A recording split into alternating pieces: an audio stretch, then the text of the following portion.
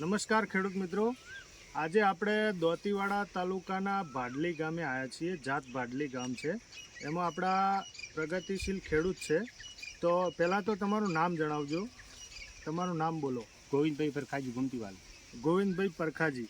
એમને આપણે જીનોમિક્સની GX 1330 બાજરીનું વાવેતર કરેલું છે.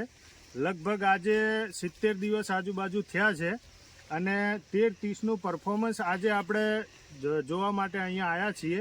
તો સૌથી પહેલાં તો તમને આ બાજરી જ્યારે વાવી ત્યારે એનો ઉગાવો કેવો લાગ્યો હતો? સારો લાગ્યો. બધી બાજરી ઉગી જઈ હતી, બધી કમ્પ્લીટ. બરોબર. એના પછી આજે આપણે જોઈ શકીએ છીએ લગભગ 7 ફૂટ જેટલી એની હાઈટ છે.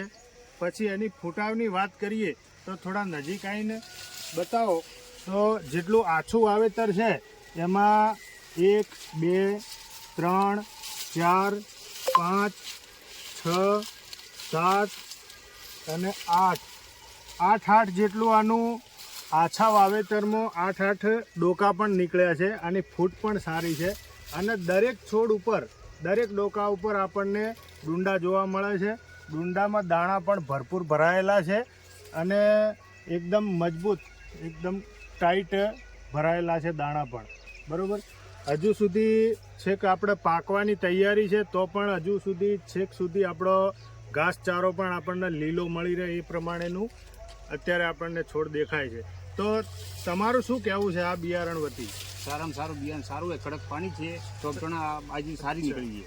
તમારે પાણી કડક છે એટલે આપણે કડક પાણીમાં પણ આપણે આ જીનોમિક્સનું 1330 આપણું બિયારણ સારામાં સારું ચાલે છે.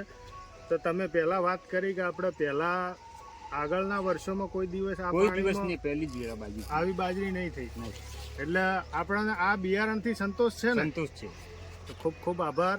અને દરેક ખેડૂત મિત્રોને અપીલ કરીશ કે ઉનાળુમાં જીનોમિક્સની 1330 બાજરી વાવો.